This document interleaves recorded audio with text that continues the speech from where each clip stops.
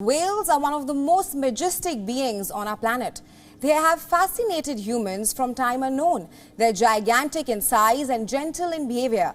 It's awe-inspiring to actually watch these whales breach. And whale watchers go to great length to actually watch them jump out of the water. But people in Australia witnessed something horrifying.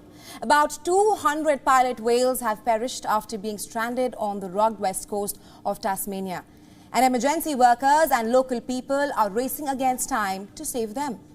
Approximately, we are talking about 35 whales. An aerial view of the beach shows dozens of glossy black mammals strewn across the ocean beach and stranded on the waterline. Rescuers had to triage the whales to identify those with the best chances of survival.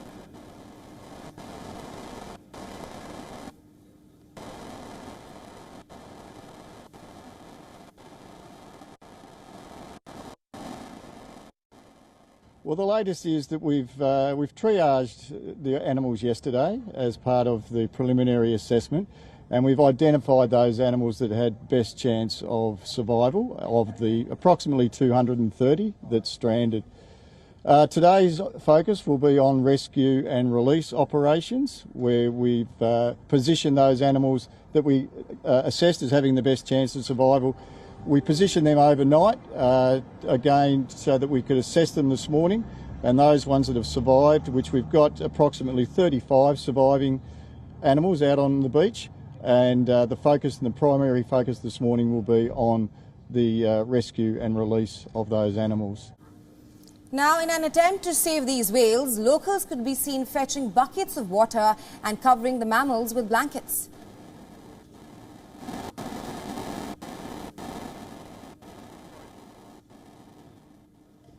Now, this latest instance of stranding of whales comes shortly after more than a dozen young male sperm whales were reportedly dead in another mass stranding on King Island that falls between Tasmania and the Australian mainland. 2 years ago, the nearby Macquarie Harbour saw Australia's largest ever mass stranding, involving almost 500 pilot whales. That is more than 300 pilot whales that had died back then, despite relentless efforts by dozens of volunteers who toiled for days in Tasmania's freezing waters in order to free them. Now, the cause of these mass strandings is still not fully understood. Some believe gently sloping beaches such as those found in Tasmania could confuse the whales' sonar, making them believe that they are in open waters. Pilot whales, which can grow to more than 6 meters long, are highly sociable and can follow pod mats, which strain to danger that sometimes occurs when old, sick or injured animals swim ashore.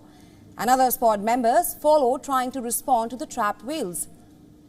According to official figures, around 300 animals beach themselves annually, and it is not unusual for groups of between 20 and 50 pilot whales to run aground.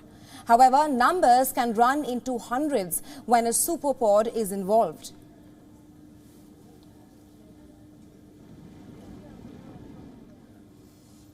And for more on this, we were earlier joined by Dr. Olaf Minicki. He is a research fellow in marine science. Listen into what he had to say on this.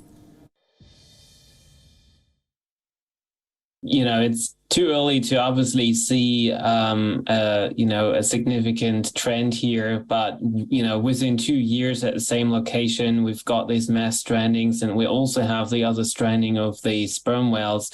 And so what we know is that there is some drastic changes in the Southern Ocean, and both of the species are feeding on squid or, at least similar kind of prey that is usually in open waters in the shelf region, and the animals might actually come closer to the islands in the search for food, where they're obviously at higher risk of stranding.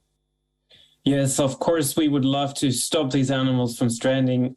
It is a very emotional picture, and it's very disturbing to see this and having it occur again after only 2 years. So one of the problems is if these usually offshore animals come close to land, they use echolocation for their orientation, and that does not work well in shallow waters. So for the pilot whales, if there's a few that follow the coastline and get into this, particularly the harbor or that bay area is a trap for them, they go in, and they would have to actually move back to get out, but they lose orientation. And these super groups, these super pods, the animals don't know each other that well, so they're actually getting easily confused in those situations, and the emotional stress overwhelms them to a degree where they're actually unable to retrieve back to the open ocean. So what can we do about this? I mean, we're obviously can't do that much to stop it, but there is a couple of environmental factors that might play a role.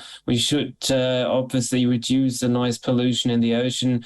That will, help to help these animals to better navigate. And of course, we need to address the climate change issues, because that is an issue for all marine mammals and all marine life.